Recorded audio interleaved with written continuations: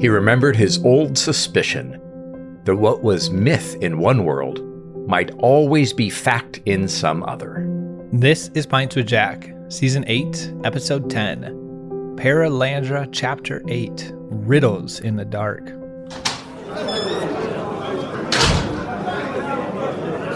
Welcome, friends, to Pints with Jack, your favorite weekly C.S. Lewis podcast, run by three Tholkandrians, Andrew, David, and myself, Matt. This season, we're once again following the adventures of Elwyn Ransom, who this time is exploring Perelandra. And today we're recording on November 22nd, the anniversary of Lewis's death, and we're looking at Chapter 8, where Ransom has some time alone and travels to another island where he hears riddles in the dark.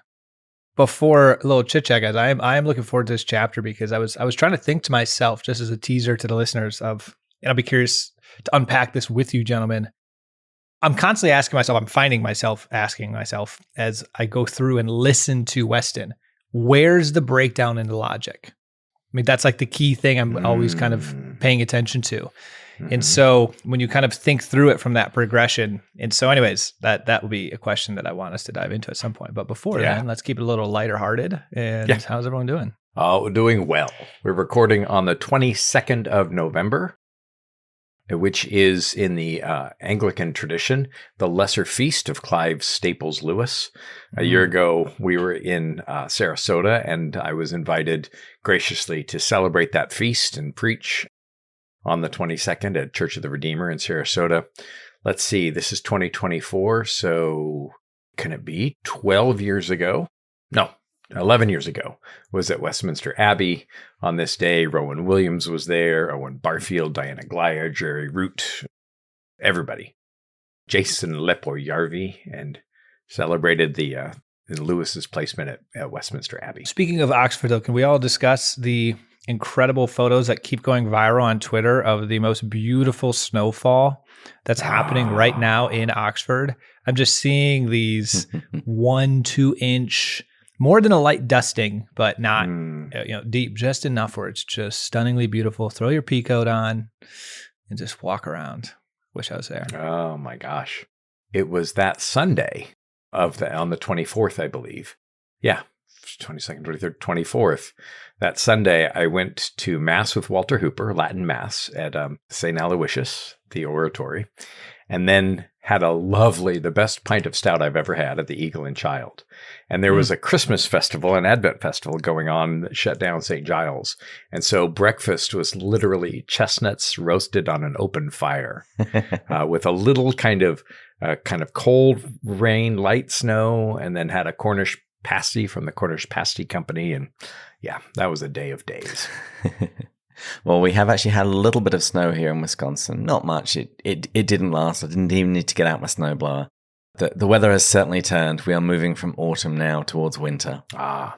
We are too. It's 50 degrees outside. So that's as winter as it gets here in Florida, but it's lovely to get some cold air. Honestly, we're still like 55, 60. I keep running just out of fear, as David will know, living in the Midwest. At any moment, it's taken away from you. So as someone who's just so used to that this time, I'm like, oh, I got to run, because it's just going to go away. But I forget it's probably not going to go away here. Oh, I live in the opposite fear. I get out in the cold because it's cold, because in a couple of days, it's going to go away. You pull out your sweaters, and then a couple of days, you're back in shorts. Oh, man. I love it. Well, one thing that I wanted to say, I'm actually reading a book about another green lady at the moment. So I have spent all of my Audible credits now, and I'm just making the most of my sort of elevated subscription before I cancel it in December, because I've got more than enough books to read for the coming year. But I'm reading Wicked, which is the book on which the musical was based. Yeah. Not really liking it so far. It's just kind of like a wet blanket. It's kind of dark. I'm hoping it's going to get more fun when the girls get a little older and Galinda comes on the scene. But so far, meh. I started it and I thought it was an interesting exploration of how a good got bent to evil. Or at least perceived. Possibly, maybe. Meh. I'll let you know. I thought you were going to say you were reading Tolkien's translation of Gawain and the Green Knight. No, it's the novelization of Star Trek, the original series, where Captain Kirk gets with that green alien. Oh, yeah. Yeah. Have any of you guys, speaking of other worlds and books, have any of you guys heard of and or read The Fourth Wing by Rebecca Yarros? Nope. I just stumbled across this. It is probably the most reviewed book I've ever seen in my life. 2.1 million Goodreads reviews, 270,000 ratings, and then 270,000 reviews. But anyways, it's like if you've ever read Red Rising meets Ender's Game meets Aragon the Dragon book, all in one. Oh. So I'm pretty excited. It's like it's in the name of the wind genre. I'm only a couple chapters in, so I can't necessarily put my stamp of approval. But it feels very, very similar to Red Rising, if you've read that. Anyways. Nice. Well, gentlemen, because of David sending us a variety pack, we are all going to be continuing our best day brewing and drinking the West Coast IPA, also known as the Yellow Can of non-alcoholic beer, and tasting our new Patreon supporter, Mark Mulpus. Let's toast him instead of Let's tasting toast him. Yeah, no tasting. Wow. I flashed back to the Castle of Harfang, right? You know, Mark, we a will not be recipe for- tasting you. We will be toasting you. We will be Yes. tasting this beer as we toast you. Oh, man. That's the pour. And I do have to say, what I really like about their IPAs is they're not ridiculously hoppy. Matt, because you spend enough time in California, and Andrew, you too. It's like, Californians, seriously, stop it. Just stop just pouring in unnecessary hops. How do you go back to London and drink beer after having California beer? Because I went to Oxford, and I think I mentioned this on a previous episode, and I had like probably 10 different half pints at Turf Tavern, and they were all the most bland, like Miller Lite. And I just picked different ones from the tap. Clearly, I don't know how to pick, but I mean, I went through enough that statistically I should have hit something of any sort of substance. No. You see, you forgot to use Ransom's best line, right? Just sidle up to the bar and look the barman in the eye and say, "Mine's a pint of bitter, please." I think I needed to. Yeah. You needed us with you. Well, and I think, David, you can say more about this. And sorry for the chit chat, but, you know, we're friends. And it's beer. The local pubs used to brew their own, British beer. right, before the conglomerate started taking over. And so the beer would change from town to town and pub to pub. Yeah, and that still happens. Where I was living in the Midlands, that would very often be true for cider. Most places would have their own. But I would just put that forward as a general piece of advice. If you're in a British pub, ask what's local. Yeah, that's good. Anyway, we were going to be toasting, not tasting, Mark Mulpus. Take it away, Matt. Mark, as we dive into this chapter, we pray that if the cunning nature of Satan through intellectual thought ever comes and tries to win your mind over, may you see the flaws in the logic or have your own ransom there to help you. Cheers. Cheers. Cheers. Or have Pints with Jack there to help you. Whatever. Well, the next time you do a toast with one of these, it's got to end with, and we pray that you have your best day. That's a little citrusy. That's nice. Thank you so much, Mark. This is so tasty. Well, let's crack on. Here's my 100-word summary for Chapter 8. Ransom awakes on the fixed land, feeling uncomfortable and hungry. He searches the island for food and drink and discovers Weston has somehow left. A large fish carries him to a floating island where he overhears Weston tempting the Green Lady to just think about sleeping on the fixed land. When the lady defers to the king, Weston tries to convince her that it's better that she grow older than her husband. Ransom realizes that something is controlling Weston, and he drifts off to sleep with the feeling that all Perelandra is reveling and singing joyfully in the lady's victory. Wow, very nicely done. Thank you. Once again, I stole from that hideous C.S. Lewis Substack and then tried to start trimming it down to 100 words. Well, as so often is the case in this book, the chapter begins with Ransom waking up. I mentioned it in the summary, but how's he feeling this morning? Well, we talked about this last time. It goes back to when we didn't actually come to a super conclusive answer, but he's not feeling as great as he was when he was on the floating islands. I'd say kind of hungover. Yeah. Yeah, it's a great way to put it. And I was thinking to myself, I mean, did we come to a conclusion last time about the idea of maybe he wasn't, even though it's allowed in one land, he's also not supposed to be there, so his body is slightly penalized for not being like perfectly aligned with the will of Maladale on that planet? Is there kind of a suggestion of that, or no? I don't think so. But I just think that the islands have been so soft. Everything about his landing has been soft. He's been able to eat. He's been able to shower. None of the animals mean him any harm. I mean, it's been idyllic. And the rolling softness, right, of Venus, right? It's a maternal world. And so he comes to this, in this maternal world, he comes to this hard island with a towering pillar. I mean, you can make of that what you will. Paging Dr. Freud. Yes, exactly. But he's sleeping on stones, and it's camping out without an air mattress or a sea mattress, as it were. And so I think that there's some of that. I think one of the things that we do find out in this chapter is everything doesn't seem to be quite as good on the fixed land. The food doesn't taste quite as great. The animals are a bit dumber. There's such a contrast with the way that he wakes up. He actually even wonders whether he's back on Earth, and his time on Venus seems like a dream. And that word dream is going to keep reappearing, in particularly this chapter. We also find out, no spoilers, hashtag, we find out in That Hideous Strength how much he longs for Paralandra later on in life. I mean, this is an idyllic world, and there's some real beauty here. And the fixed land becomes a place of contestation for sure. As I mentioned in my summary, Ransom is hungry and thirsty when he wakes up, but duty pushes him to go and look for Weston. What does he discover? Actually, this is a moment I'm surprised you didn't point out. I think you pointed out in our group text. He goes to have a drink, and when he rises from his drink, he sees something clearly, like Orwell in Till We Have Faces, Lewis's best book. He sees that the box of supplies has been emptied, and the punt, which is a kind of boat, is gone. And he's trying to figure out how Weston, who was catatonic and had some sort of fit, could have recovered so quickly. And so he's a little bit at a loss, and I think the expression is Weston seems to have stolen a march on him. I'll just say this. Let's remember this, because there's something I want to discuss later where this is a potentially evidential point in one direction. Okay.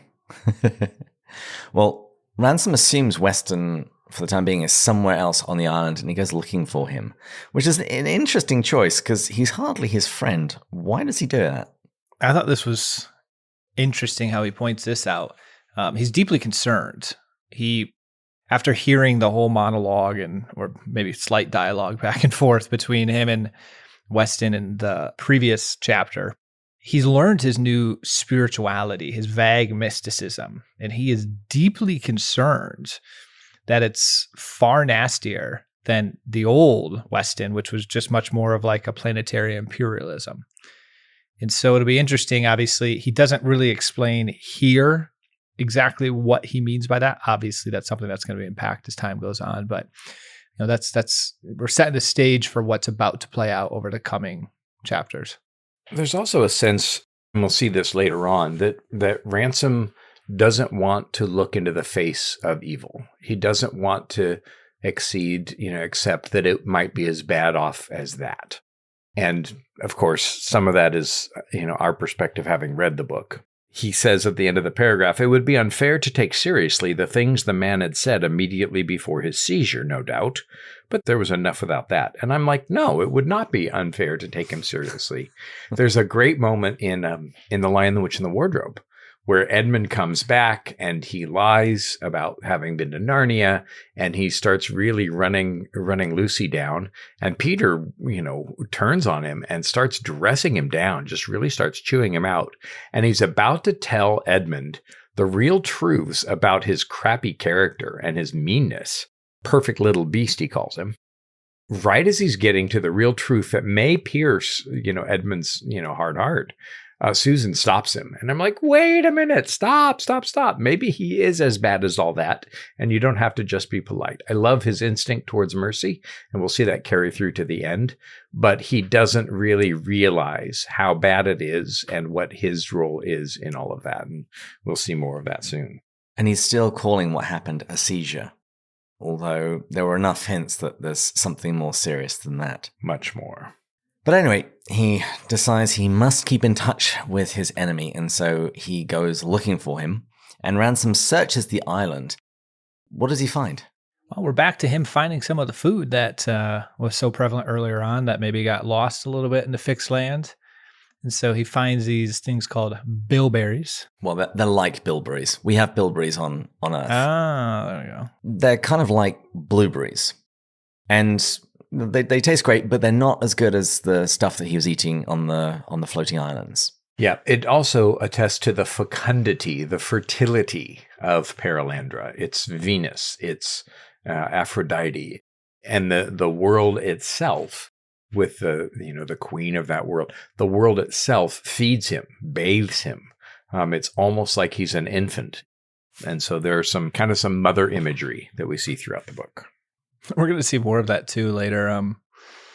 Again, I got to be careful. I just always want to jump ahead. But later near the end, when the conversation finishes, it just suggests there's like such a living, pulsating thing or beings or blanket of some sort.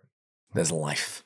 Yes, absolutely. Mm-hmm. And as he's wandering around on the island, he encounters the piebulds again. And those are the giant mice that we heard about in the previous chapter. And as I mentioned, they're kind of stupider than the animals on the floating islands. And everything just seems like not quite as good on this fixed land. Whereas the floating islands are a little bit more idyllic. And speaking of those islands, he sees at least 23 of them floating nearby. And he really hopes that the king might be on one of them, or even now reunited with the Green Lady. And we're told that without thinking it out very clearly, he had come to rest almost all his hopes on the king. Mm-hmm. Why do you think that is? Well, I don't know. I don't want to offer any spoilers, but he doesn't want the responsibility. There's an enormous task that faces him, and he's not sure it's as serious as all of that, even though his senses increasingly let him know that the stakes are really high, right? He's still not quite perceiving. He's not putting it all together. Looking retrospectively after a number of readings, you can see that when he tells the lie and the whole world kind of crowds the truth out of him, that this is kind of an operatic, a Miltonic kind of setting. But Ransom, and I think that this is a testament, I think, a little bit to Charles Williams, and the testament to the fact that, we don't often see ourselves. If we really saw spiritually our position and the stakes of all of our conversations and actions, that would chasten us. He doesn't really see it as serious as it is. And so he's growing in his realization, but I don't think he's quite there yet. I think he also feels kind of outgunned by Weston. He doesn't think he's got any kind of real advantage over him, particularly now that Weston can speak so fluently in Old Solar. Right. And this section ends with him not finding Weston and concluding that he must have left the island. And he doesn't know what he's going to do, doesn't know what Weston's going to do. The best to hope for was that he would simply ignore the master and mistress of Perelandra as mere savages or natives. Mm-hmm. So he's hoping on Weston's former snobbery to basically leave them alone. But Ransom really is hoping here. He doesn't really seem to have a plan, and he doesn't seem to really want to have to deal with this. Yeah, he'd like to be let off the hook. What does he think? He's on holiday? But he'll find out soon enough. What is great, though, and what's such a beautiful message in here is, well, he doesn't have a plan. He has an openness. We saw this on Out of the Silent Planet. Mm-hmm. But the openness, you see played out here. You don't technically need a plan if you have the openness. All of a sudden, this silvery fish, as we're about to see, kind of pops up and comes here, and he asks himself here, could it have been sent? And sent was actually italicized in the book. And so he had no plan, no nothing, but it's like, all right, well, this is here. Then he kind of goes over there, and he just, maybe if I just put my hand on it, it'll just swim away, and it wasn't really here for me. Well, no, it sits there and kind of waits, pretty much says, come on board. Mm-hmm. And before you know it, he comes on board, and he's being taken somewhere. And so there's just this openness, I guess. Mm-hmm. And yeah, you're right. That's the next thing that happens. He's been walking around the island, so his feet are hot and sweaty. So he goes into the water, and as you say, he encounters this fish. Could it actually have been sent for him? The thing that really struck me in rereading this is how far the fish takes him. It says that they were swimming for over an hour, and in an earlier chapter, it said that they were going about 6 miles an hour. So they're going for at least 6 miles and then night falls. So he's traveling quite some distance. But what does Ransom then see in the water? Well, and here's where, it gets a little scary because night falls with such a sudden darkness and a sudden blackness that, our previous encounter with night has been a little scary, but it's not quite like that here, is it? Matt, that was me opening up for you. Oh, my bad. Let's leave that in. That's a funny bad transition on my part. It's the morning. It's the beer. I don't know if it's really non-alcoholic. It's the non-alcoholic beer. No, yeah. It's getting me. Making you want to taste our listeners. Honestly, the reason I was not actually listening because I was thinking through another comment I wanted to make about the openness. So let's just keep this really abrupt non-transition transition. It was interesting. I was just listening to a conversation with, he was on a podcast, Alex Jones from Hallow, the CEO of Hallow, not the other political Alex Jones. Not the other guy. Good clarification. It's a prayer app that has just surprised the world. I mean, they say this out loud publicly. They're up to 25 million downloads. It was the number one app downloaded in the world at one point. He just talks about surrendering everything to God in an openness. There's so many times where they would come with a plan and it just wouldn't work. And he has story after story after story if you listen to some of his conversations. So I'm not going to regurgitate them here, but it's one thing for us to state in a hypothetical way, oh, you come with an openness. Well, what does that actually look like? The amount of times he just fell to his knees after complete stress, sleepless nights, and then God was like, I got this. After, though, he tried to do everything himself, was unreal. And then next thing you know, they just started to develop a disposition of, I'm no longer going to try to control an outcome or force this. Things would just kind of be brought to them. They were in a state of openness, a state of prayer, a state of surrender and all that stuff. But anyways, just a really beautiful thing. Now back to this. What he sees is some kind of human-like fish. I was picturing the centaurs in Harry Potter, but those are a horse version. This would be more of a fish version of that. And what was interesting, and this I am a little bit curious your thoughts here. This is where we get the quote of the week, where he talks about how they were like human-like, and I'm kind of trying to remember this from reading it, but kind of like we have apes, because he talks about a little bit of evolution sense in this area as well, but yet they're like a little bit more brutal, and then we're like a form of them coming from them. He's like, well, these are much more beautiful, less diabolical, neither bestial, but like more of an elvish type thing. And so it was interesting, and this is where he makes the quote. He remembered his old suspicion that what was myth in one world might always be fact in some other. So I'm curious what you guys think he meant by that in relation to this coming across these fish that he described as looking asleep, like humans' faces asleep. And I kind of was thinking, again, I'm throwing a whole bunch of stuff out here, but I was like thinking of the Tin Man and the statues that haven't been breathed life into them yet. So there's some connection, but they're not fully there. Well, he comes across mermen and merladies, and this will remind us of Lucy, who also is the one who sees another life on this planet, another culture. And one of the myths that kind of bopped around, that kind of rolled around in conversations amongst the Inklings, and Tolkien writes about it, and Lewis alludes to it, is Atlantis.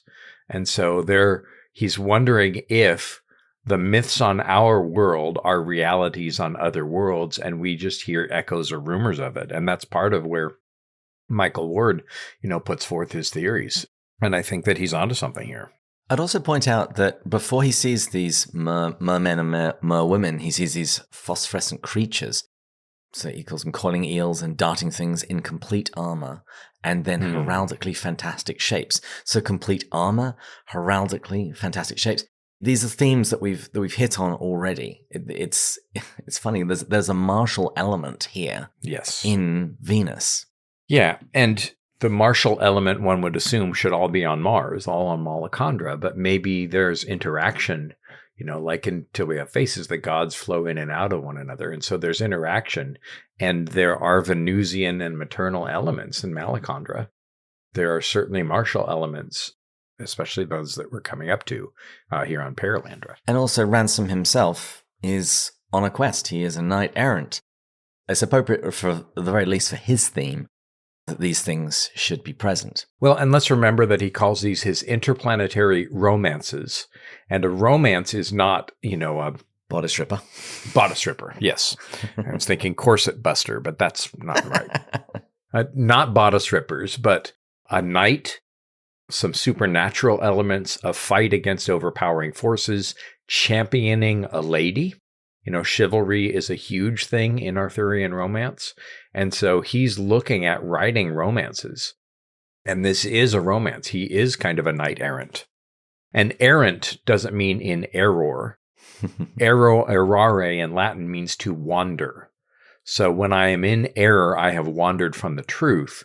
But a knight errant is not an erroneous or a mistaken knight. It's a knight who wanders around seeking adventures and dragons and things like that. Fortunately, the dragons here are not nearly so terrifying. I will say one of the cool things about the whole Space trilogy, I remember reading this and now... The whole what? Ransom trilogy. Yeah, good, thanks. And we haven't talked about this as much, but how it could also be, as more of a sub-benefit of this book, a counter to the fears that were happening as scientism was rising, as evolution was rising, as the idea that we could travel space and understand space like necessitates that God doesn't exist.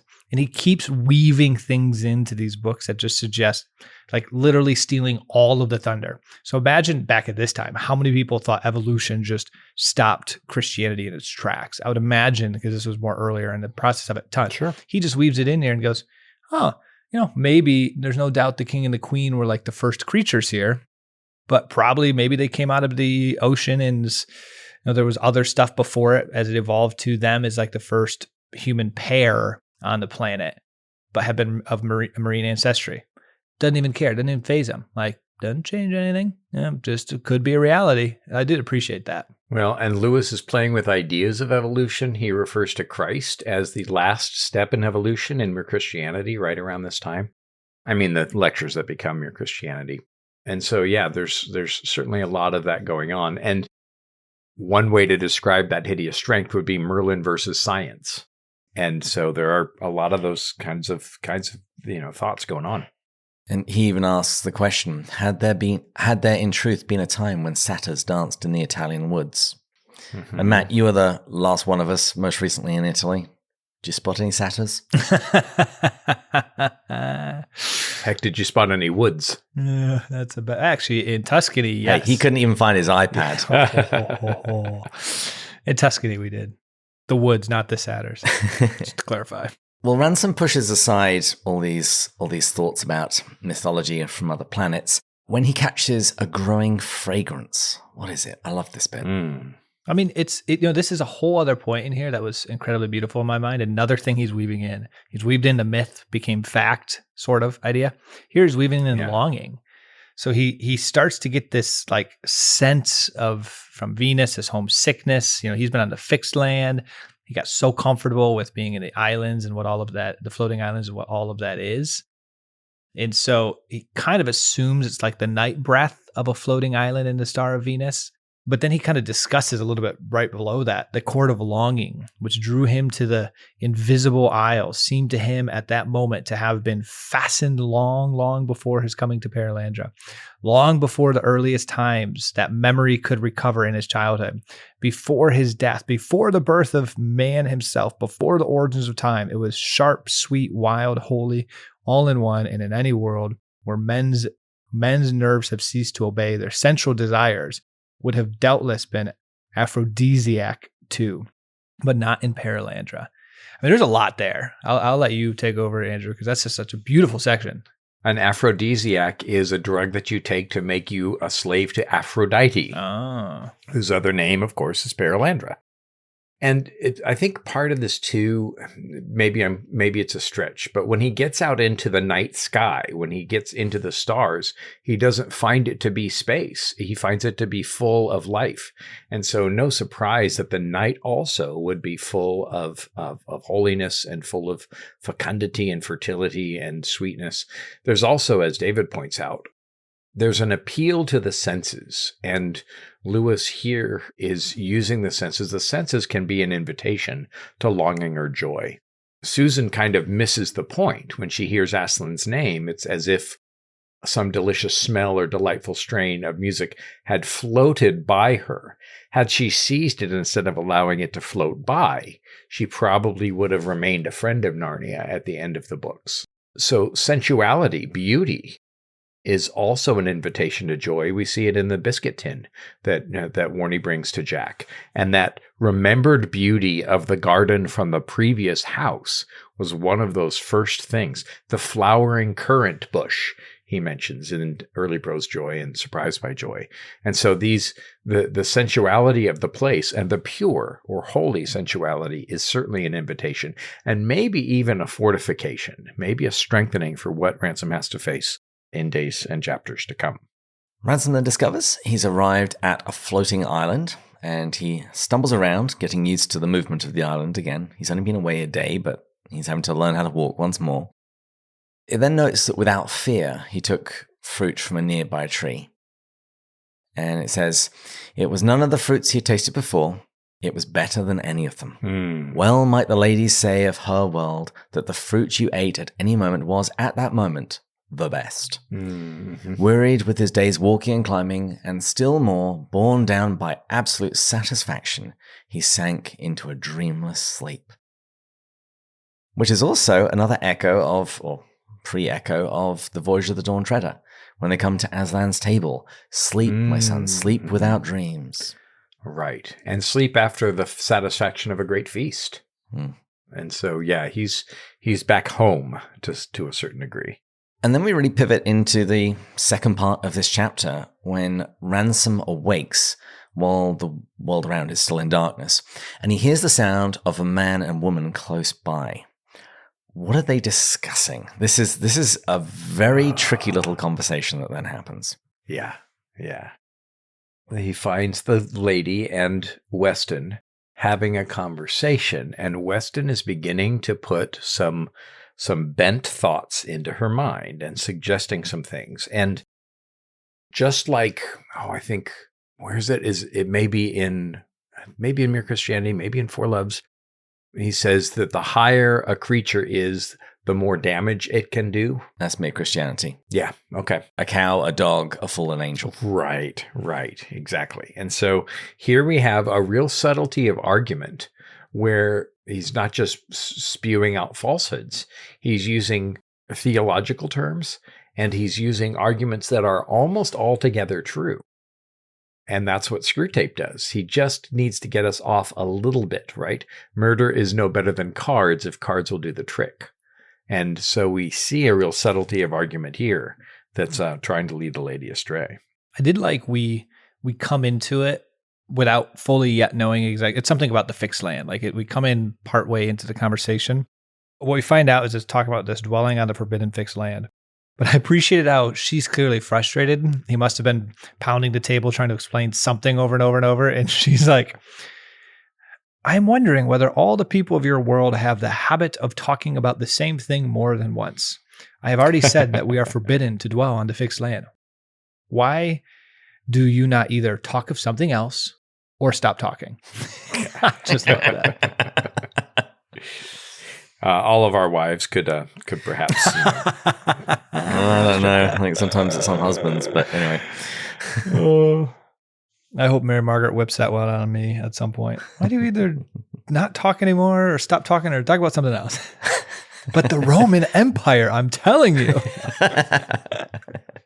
Yeah. What's interesting about that is a little bit more context in terms of Ransom's perception here. He sort of recognizes who it is, but not quite. And we'll find out why at the end of the chapter. Mm-hmm. But the man, who we find out is Weston, he says that the rule is strange and unlike Maleldil on Earth, because there's no such rule. But the thing is, as we discovered in earlier chapters, such a rule would make no sense on Earth, since Earth is only fixed land. We don't actually have any floating islands. He's not arguing against it directly, but he's sowing suspicion where it doesn't need to be present. It's like, why does Maleldil do this here? It's like, well, it's a different world. There are different features that would therefore have different rules. In response to the man's persistent talking about dwelling on fixed land, the Green Lady, Even in darkness, she's still green. She says, that would be a strange thing to think about what will never happen.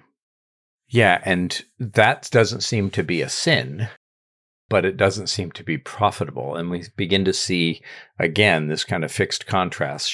She and Ransom talk about things that seem to be profitable, even though he's trying to tell her about things she doesn't know about. But there's a vacuity and emptiness, a vanity, all is vanity to what Weston's doing. But he's sowing these little seeds, right? And knowing and seeing how, when planted, the implications of them will be very dangerous. And so, yeah, it's masterful. Maybe, Andrew, you just triggered the thought. So I'm going to be curious if you guys agree of what this might be right from the beginning where the problem is. Rewind to last chapter. Remember the big issue was he made jumps from, sure, there's plenty of evidence that there's a spiritual and he's experienced it. But then he did all these leaps and bounds and blended all of it together and then made these assumptions.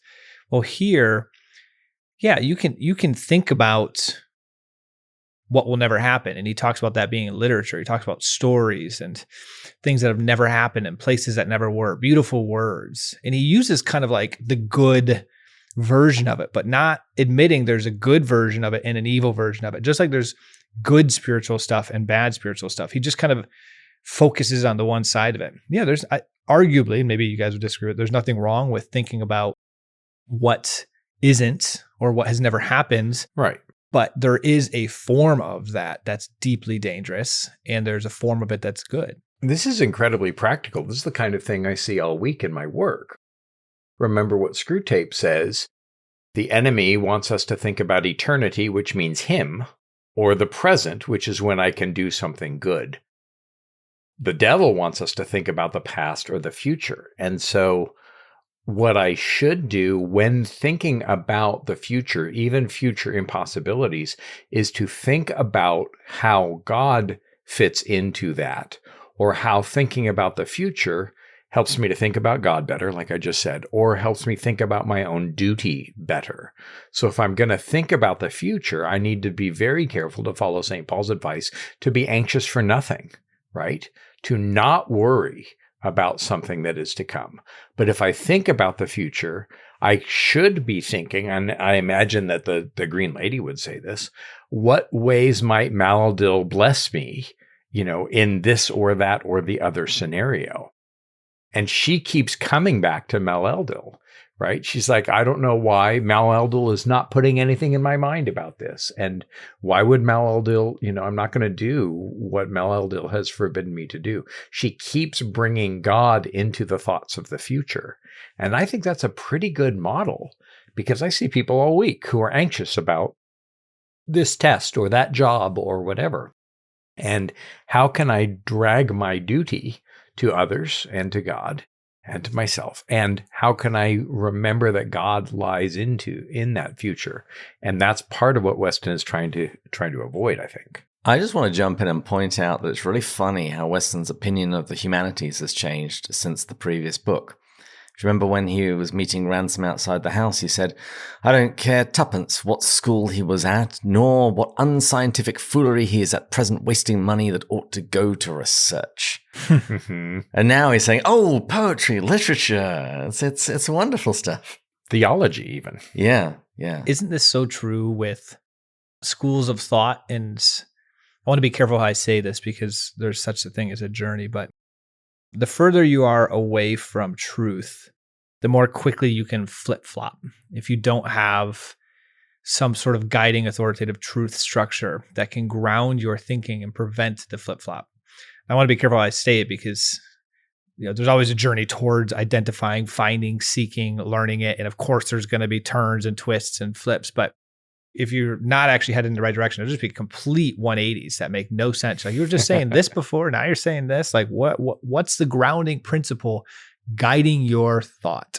Well, and I had a conversation once with a professor in my undergraduate, and she said, well, you just think that because you're an absolutist, because you're a Christian.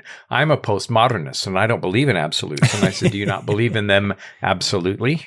And she had a very pithy response. She had a very cogent answer when I asked her if her postmodernism was absolutistic in its nature. She said, "Shut up and sit down. I have your grade in my hand." Oh, man. But she was not willing to engage with that. And so, yeah, that part of that wishy-washy, comes from dismissing the possibility of the absolute.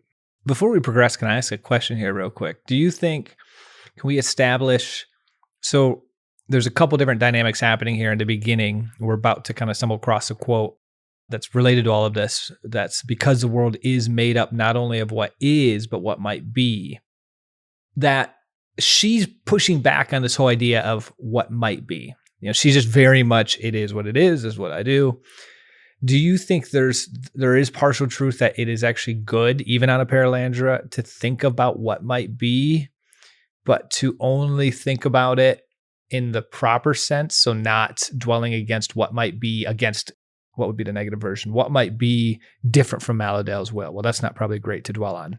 But maybe you could think about what might be of other stuff. What is your thoughts? Here's what I think he's doing. To quote another devil, think of your man as a series of concentric circles, his will being the innermost, his intellect coming next, and finally his fantasy. I would suggest that what Weston is doing is getting her starting to try and capture her imagination. He's not telling her to disobey Maleldil, just thinking about what might that be like. I think that's the beachhead that he's trying to capture at the moment. I'm really glad you brought this in, though, because I guess the distinction I want to try to just quickly get to is it bad to even spend any time in the outside circle? Is the outside circle okay as long as it's not hurting the inside circle negatively? Or in fact, it could be a positive if it's helping the inside circle positively. Remember what Screwtape says. He says, we want to keep all the virtues outside in the realm of fantasy and all the selfishness inside in the realm of the will. There's never a kind of a hard and fast rule. He's like, we have to consider whether we're going to approach him this way or that way, whether we appeal to his sensuality or whether we appeal to his spiritual pride, right? And so the devil's always going to change tactics because his goal is to get us just a tiny bit away from the will of God. And so he'll use whatever tool comes in hand. The tools themselves are relatively neutral. Can one think about impossibilities? Sure. If I think about impossibilities, can God create a stone so heavy that even God could not lift it? Great. Fine to think about those paradoxes so long as I know that that shows the limitation of my mind and God's not limited that way. It's look at the end goal. What's the telos of what I'm thinking? And if it draws me closer to God, if it draws me out of myself towards love for God and for neighbor, it's good. If it draws me away from God, draws me towards the self, that's not good. And so those are the things that I would toss into the conversation about that. And I would just say that when Screwtape is talking about that passage, he talks about you want to keep virtuous action as far out of the circle as you can and vice as close to the center. But I would say you get to the center by starting on the outside and start working in. And all this blows the lady's mind. She says, stepping out of what is into what might be and talking and making things out there alongside the world, that's how she views it. She's never even considered it before. And when she says that she'll have to ask the king what he thinks of these ideas, she realizes that the world could have been different such that she'd actually never been parted from the king. And Weston says, well, people on fixed lands don't become suddenly separated like that. Again, he's not telling her to sin, to disobey Maleldil, but he's just saying, well, if you'd been on the fixed land, this would have never have happened. And of course, that's actually not entirely true because we all live on fixed land. And I'm pretty sure that at some point in our lives, we've got suddenly separated from somebody, maybe in a crowd, maybe sudden noise, whatever. Sure. And he does seem to be encouraging agency, but also in a particular direction. And he actually makes the argument, he has never forbidden you to think about it. Might not that be one of the reasons why you are forbidden to do it? So that you may have a might be to think about, to make a story about, as we call it. He's even going so far as to saying, this might even be Maleldil's positive will that you even think about this. It reminds me of Shift in the last battle. I was like, no. This is what Aslan would do. This is what he would do. Thunderclap. Yep. This is absolutely awesome. Yeah. But then also look at how he's taking all these good tools. Story is a positive tool and something that Lewis and Tolkien used as a weapon against the warfare in their age. Now it's Weston who brings the idea of story, and story is fundamentally good, right? Our Lord did not open his mouth except in parables, but he's trying to twist that and trying to find any little crack where the water of his wiliness can get in. And so it's frighteningly subtle, and it makes me kind of, look a little side eye at Lewis. I mean, how could he think about this so well? The lady says that she'll get the king to make her older about this matter. And Weston responds by saying that when it comes to stories, he may be no older than her. After all, Ransom and himself, they've both made the lady older in a number of matters that the king never even mentioned, and therefore probably never knew. And he once again invokes God, saying that now Maleldil has sent you other men whom it had never entered your mind to think of, and they have told you the things that the king himself could not know. But this then comes to the point that you made earlier, Andrew. How she responds to this is wonderful. She says, I begin to see now why the king and I were parted at this time. This is a strange and great good he, i.e. Maleldil, intended for me. I think that's a wonderful way of proceeding through the unknown, regarding it as a strange and great good intended for us by God. Right. And notice how there can be multiple interpretations of the exact same thing, and they can both sound cunning. I mean, one of them's true, one of them's not, but notice how he's framing it as like the parting from you. He's actually not that old. You can't hear from him because he's not sharing this wisdom with you, because we learned that here right after this is Maleldil is not actually putting much into her brain at this state, into the communication side of things. When in reality, there's a total other potential, which we would know from the outside is accurate. Potentially, he's creating a scenario for Ransom to step in, partake a bit in the divine plan, for her to grow.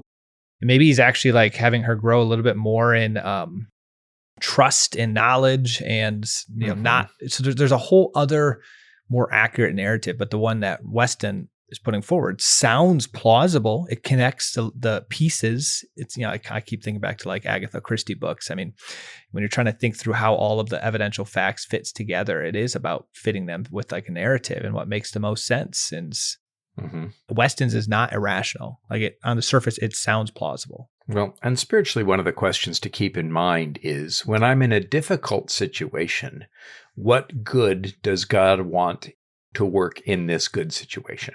Right?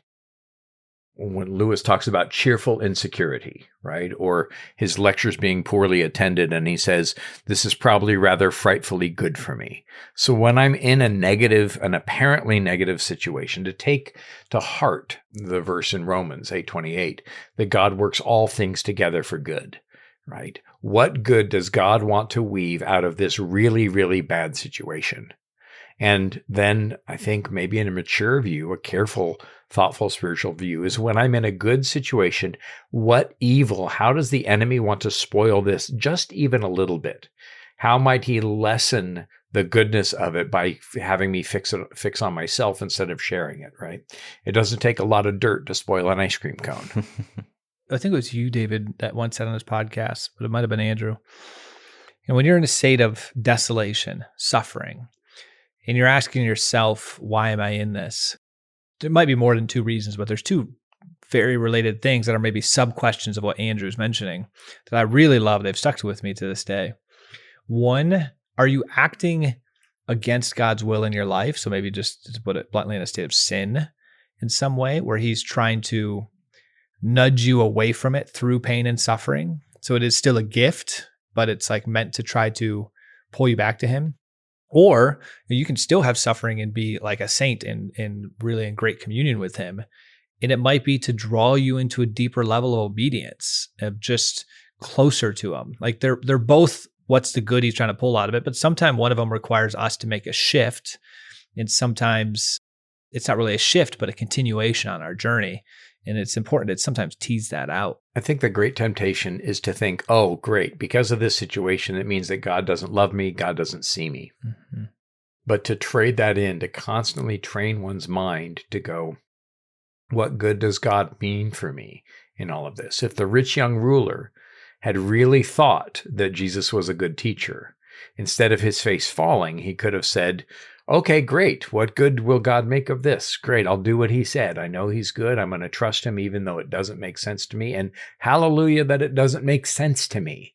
It doesn't have to make sense to me in order for me to potentially see it as something that God wants. And of course, we can all look back on our lives when things that seemed very counterintuitive turned out to be for our good. And that's part of what we find here. And that's, I think, part of what makes this book so compelling.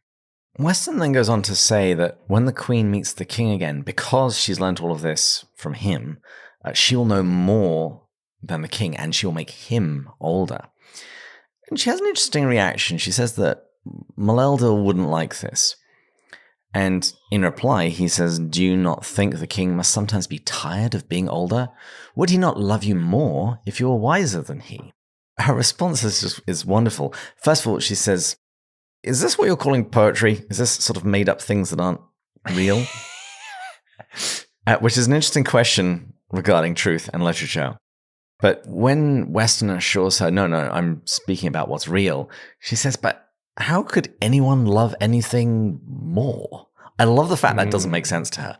She says, it's like saying a thing could be bigger than itself, which hooks into a lot of the things that we talked about when we were discussing the four loves.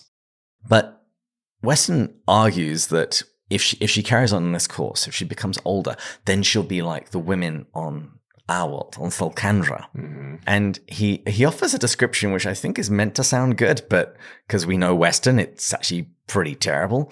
He says their minds run ahead of what Maleldil has told them. They are, as it were, little Maleldils. If you remember on Out of the Silent Planet, we had little Oyasas. Now we have little Maleldils. Well, and then think about that. The word Christian means little Christs. And so he's using this term Christian.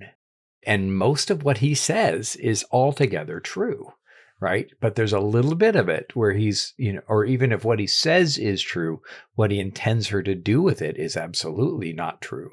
And it's just, you think that Screwtape is a master class in seeing how the enemy works us. This is another one, and this is written around the same time. No, this is a perfect example of the subtle twist, because the Son of God became man so man could become sons of God. There's a deep truth to this little Maleldil's idea. And so he keeps kind of hitting these truths and then not applying any nuance or distinction or important facts to it. And that's like the story of this over and over and over again. He identifies the truth of spirituality, but then has no idea that there's good, there's evil, and there's all this other stuff. Distinguo. And the lady's response to this is wonderful. She says that she wishes she could see our world, our women, the stars in the heaven, but she doesn't receive any vision like she got in an earlier chapter of Malacandra. Mm-hmm. But rather than responding in envy to this, to know that there are other people out there who are better than she is, she immediately turns into this sort of canticle of praise. How beautiful is Maleldil, and how wonderful are all his works. Perhaps he will bring out of me daughters as much greater than I, as I am greater than the beasts. It will be better than I thought. I had thought I would always be the queen and the lady, but I see now that I may be as the Eldilla. I may be appointed to cherish, when they are small and weak, children who will grow up and overtop me, and at whose feet I shall fall. I see it is not only questions and thoughts that grow out wider and wider like branches. Joy also widens out and comes where we had never thought. So good. My first comment here, I put in the starred the side of the book and said victory. He failed, and we see that like one or two sentences later, Weston disgruntled and snappish. I mean, that response really frustrated him because that's not at all what he wanted. What is Weston trying to do here? Well, we don't know yet. Oh, okay. All right. There we go. It's clear he's up to no good. Yes. Okay. And that snappishness at the end, that's what finally allows Ransom to conclude that, this is Weston. Because he had been confused, because the voice that he heard and thought was Weston, it was very patient. And he wasn't used to Weston having a patient manner of conversation. It was usually an alternation between pompous lecturing and abrupt bullying. And it also begged several questions. How could somebody who'd had a physical crisis, this seizure, as he called it, recovered so quickly? And how did he manage to reach the floating island? Ultimately, he concludes something which he should have guessed out earlier. Something which was and was not Weston was talking. And the sense of this monstrosity, only a few feet away in the darkness, had sent thrills of exquisite horror tingling along his spine and raised questions in his mind which he had tried to dismiss as fantastic. Something has got control of Weston, and it's something worse than Weston is just by himself. Well, this was one of the things I wanted to circle back to. You know, Weston, in theory, didn't come here knowing he was going to be possessed. I mean, is the assumption right now that he came here of his own free volition? Maybe there was some nudging, like the same way there's nudging for Ransom, but it was like, he's coming here. He said he'd been receiving guidance. Kev. And so he's got guidance, and he's got an openness, ironically, to that guidance. So maybe there is a little bit of an openness to Ransom, but it's a different type of openness. There are spirits and spirits. Yes. And because of his disposition, it takes another level. Is that kind of what we're reading here? The level of possession. We see Weston kind of inviting something inside of him. Okay. And seeing himself as the pinnacle of all science. So he sees himself as the pinnacle of all of the best of human thinking and knowledge. And then he's getting supernatural guidance from outside, from above nature or below nature, right? And kind of this guidance to do what he's doing. And so he opens the door to that, and that comes in and begins to use him as a vehicle. And so that's some of what he's going through. He thinks that he's the pinnacle, but in fact, he's just a tool. In every sense of the word. Every sense of that That word. is such a good analogy, by the way. Well, I mean, Bob Dylan was right. You've got to serve somebody. It may be the devil or it may be the Lord. But his service, God's service, is perfect freedom. Then what must service to the enemy be? It must be imperfect, and it must be slavery. I'm glad you make that distinction, because now I didn't like how I left that unsaid. We're going to be a tool either way. Mm-hmm. You know, one way we're going to find ourselves. Think of the bright spirits in The Great Divorce. The other way, we're going to be shells, shadows, conformers, slaves. Remember the Latin letters. You can be Peter or Judas. You will be used somehow. Yes, that's well said. No, absolutely. And Matt, you wrote victory in your book, and that's how all of Perelandra feels. Ransom has this sensation that the entire planet is rejoicing, and he even calls upon biblical imagery from Job 38 about when the morning stars sang together. As he feels like the whole world is celebrating with the lady's victory, he feels a sense of peace and starts falling asleep. And he's hoping that there will be no second attempt, and he's also hoping that he was brought to Perelandra as nothing more than a witness. Mm-hmm. And so with that feeling of impending dread that all readers will be feeling at this point, is there anything else you want to say before we wrap up? Just, I love the last paragraph because it doesn't end in dread. It ends in dancing. Festal revelry and dance and splendor poured into him. Some great victory has been won. The whole darkness about him rang with victory. So we start in darkness and we end in darkness, but the darkness is loaded. And I think that that's a really good, even a crude metaphor. When it seems darkest, the spiritual forces are there.